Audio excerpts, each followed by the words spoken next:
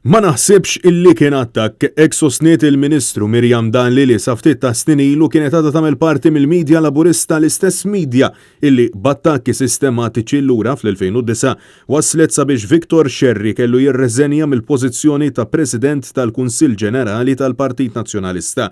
Dan brabta ma' storja rigward permess illi kien moti lil mara tiegħu għal bini mill-ġdid ta' farmhouse abbandonata fil-Baħrija. U issa li saret ġustizzja wara 12 sena infaqet bużżieqa oħra ta' attakki sistematiċi u mingħajr bażi illi il-midja laburista wettqet sabiex ittappan u tkisser ir-reputazzjoni ta' ħaddieħor. Da meta sar magħruf illi wara dawn is-snin kollha l-awtorità tal-ippjanar issa ħarġet il-permess għall-iżvilupp, fatt illi jikkonferma li dan ma kienx se jkun żvilupp illegali kif kien jiġi allegat fl-2009 mill-midja laburista. Jiena qatt ma attakkajt il-Viktor Xerri li wieħed jitkellem u jippinpointja ċertu affarijiet f'demokrazija ma naħsibx li huwa attakk. F'kummenti lil Net News il-Ministru Dalli stqarret illi jekk b'xi mod weġġat lil xi ħadd tiskuża ruħha. L-attakk ta' 12 sen ilu fuq Viktor Xerri kien wieħed fotokopja għal dak li ġarbu l-eks Ministru Giovanna De Bono żewġa u anke fil-konfront tax-xufier tal-eks kap tal-Partit Nazzjonalista Simon Busuttil fost oħrajn.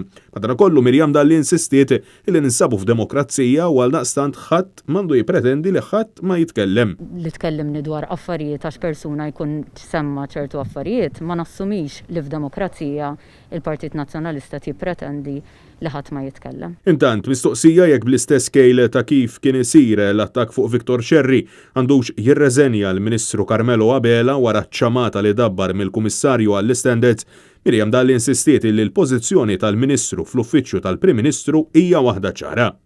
Carmelo Abela għamel il-pożizzjoni tiegħu dak ir-rapport qed quddiem il-Kumitat tal-Standards u l-Kumitat tal-Standards se jkun qed jagħti l-pożizzjoni tiegħu. Taqbel mal-pożizzjoni tal-Ministru Abela?